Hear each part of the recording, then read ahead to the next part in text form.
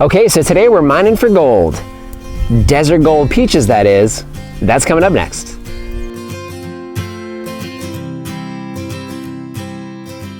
Hello everyone, this is Dwayne with Edge of Nowhere Farm, and we're coming to you here today on Memorial Day weekend 2018. You know, I'll tell you what, this year's been kind of strange for us as far as peaches are concerned, and our Desert Gold peach tree, which is right behind us, is really late. We really should actually already have been harvesting fruit off this for about a week now, and Lori and I finally found some ripe fruit, or almost completely ripe fruit yesterday. So what that means is we need to make sure we keep the fruit on this tree for us and not just for all of the birds that love to eat it. So usually what happens is we usually find one or two that are already eaten by birds. I think we missed the first one because I just saw it on the ground, but we found a couple more on the tree that have not been touched by birds. So really what we're going to do today is we're going to show you the harvest, but also, or at least the beginning of the harvest, but also what we do to protect this tree and keep more of those peaches for ourselves. So we're going to show you that as well. But first to the Desert Gold peach.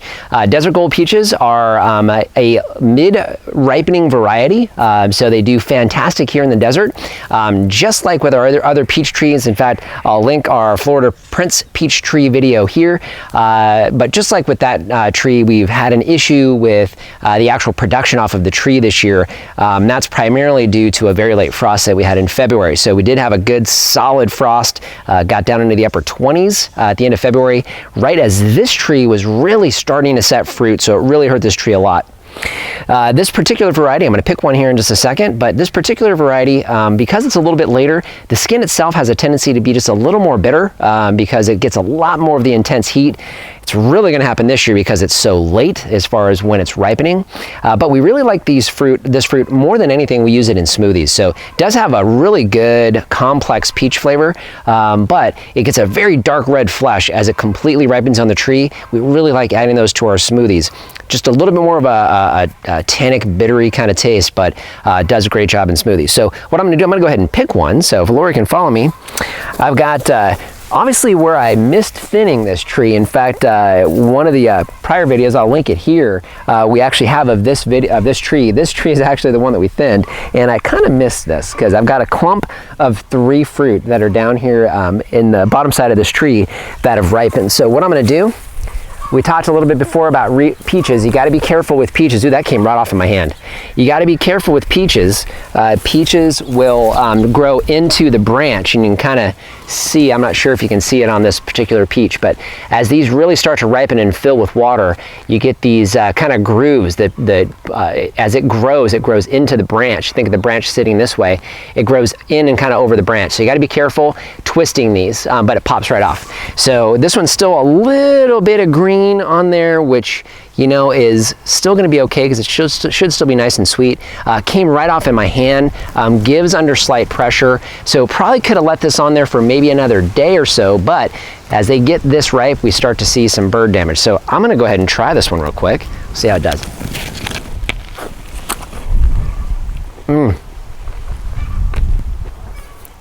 Oh my goodness. Lori, I'll tell you what, these taste so much better than they have in the last couple of years. So, okay, so let me see if I can try to describe this to you guys. So it's got a little more tang, probably because it's not completely ripe, but a little more tang.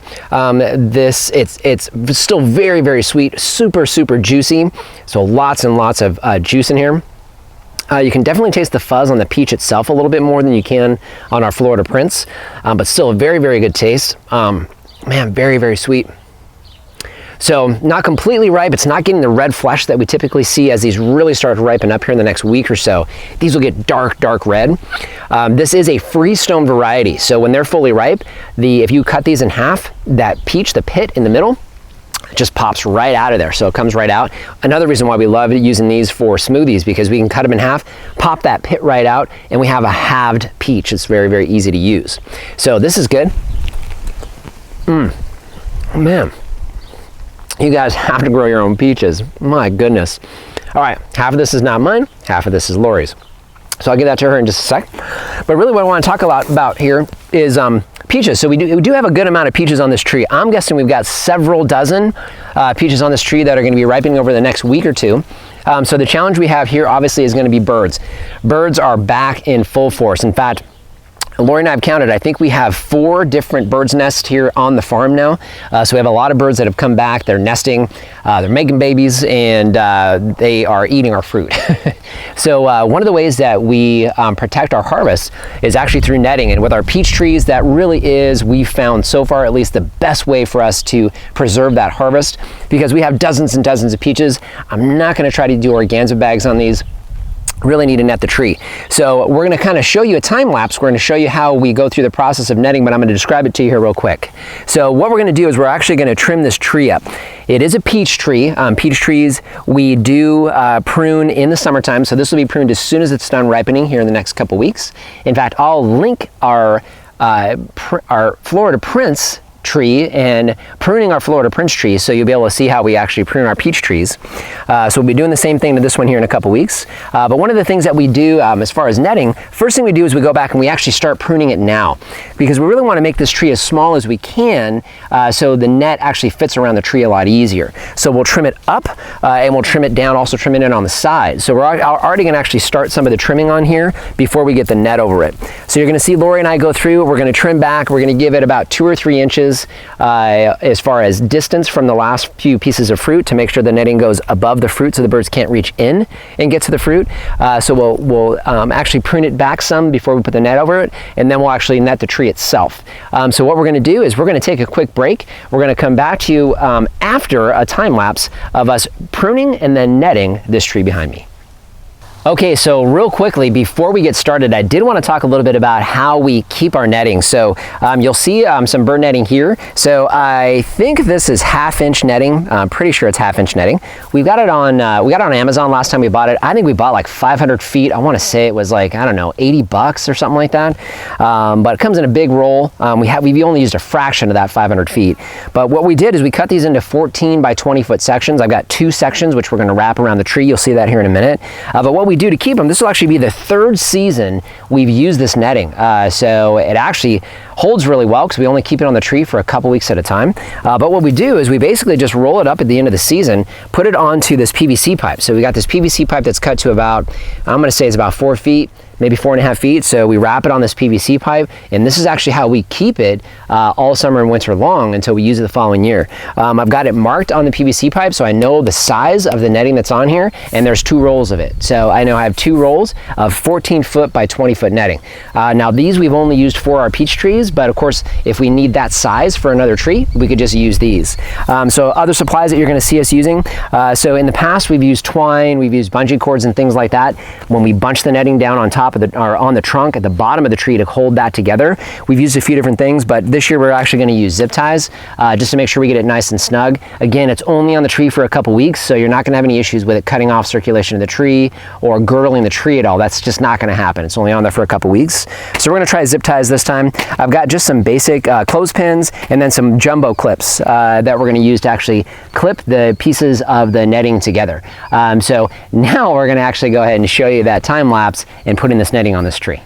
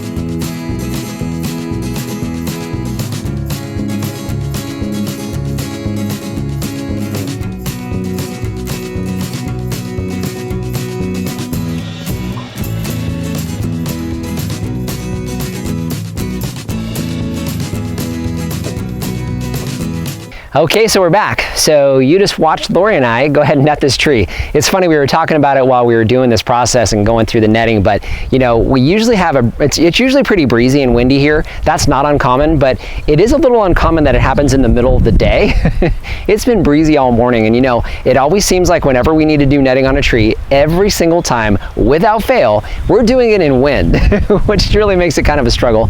But either way, we got it netted. So you just saw us go through the whole netting process. So it took us probably about 10 minutes or so to actually go from start to finish, get it completely netted. You saw us go through into the middle. We zip tied it around the trunk, so we got it nice and snug. So pulled it tight, just like a hairnet, basically coming right around that cap, going down underneath and getting it tied together. And then you'll see we have clips. So there's a few areas where we have clipped. What I really wanted to do is get a different angle on this tree. So number one, you can see all the fruit. So we got a lot of fruit coming in here. All this fruit looks like it's about a week to 2 weeks out from being ripe. So we've got a couple weeks worth of harvest off of this tree. Then we'll shut this one down. Won't have to do a whole lot more pruning, maybe about a foot or so, because we did a fair amount of pruning today just to get it to the point where the net would actually fit. And I'll tell you what, it was snug. So next year we're probably going to need to expand and actually add some additional netting in order to get this tree netted so we keep our fruit harvest. We want those peaches. But one more thing. So you'll notice there's just a little bit of a slot. One of the things I talked about in our Florida Prince video was I always kind of carve out a little notch in the tree. I do this when I'm doing my winter pruning. So during winter pruning, I pick an area of the tree and really just kind of judge it based on kind of the structure of the tree, how the branches are already laying out, what I'm pruning, and I make sure I leave a spot, a little notch, kind of like a piece of a pie, so that I can get up into the middle of the tree. Really helps a lot when we're actually coming out here and we're harvesting. Typically, Laura and I will harvest this tree together in the evenings when we get home from work. So we want to, it's warm, so we want to get out here, get in, and back inside as quickly as possible. So what I do is I leave a notch here and we leave it clipped. So I've got two pieces of the netting that come together right here. It's clipped, so we can just take those two clips off and I can get right up into the middle of the tree. Makes it very easy for me to harvest. I can even knock fruit down onto the netting. We've got a couple other spots where we've got clips that Lori can then let those clips loose, grab the fruit inside, get it into a bucket, and we're done doing the harvest. So that helps to kind of keep us on track and speed up that time that it actually takes to harvest. So thank you for joining us today. Hope you enjoyed this video today of us showing you our desert gold peach and also the desert gold peach tree and how we net our trees. And hey, you know, if you liked today's video, you know what? Subscribe to our channel if you haven't done that already. Love to have you here as a subscriber. Love to see everybody on a regular basis. And you know, if you can, like the video. If you've got friends or family, other fruit tree nuts that like this kind of stuff, you know, if you share it with them, they'll be able to follow us. We got a lot of cool videos coming up here as we get into the summertime. We're in it now, really starting to get a lot of things that are producing on the farm. We got a lot of cool videos coming up. If you're really into fruit trees, now's the season. So we'll be doing a lot of those and posting on a regular basis about that. So subscribe and like, and hey, if you've got any comments or questions, leave them in the comment section below. You know, Lori and I really love to interact with you guys. So if you got anything, any comments you want to make, leave them down in the comment section below and we'll interact with you. So just want to thank you for joining us today and remind you, if we can farm on the edge of nowhere, so can you. Do you want to slide over just a little bit? This is, or is it okay? Are we in a good spot? Oh, you know, just kind of flop it up on there. There we go. So today we're talking about two little gold nuggets in the desert. our desert gold peach. That's not gonna work. Can you see it? This is uncomfortable.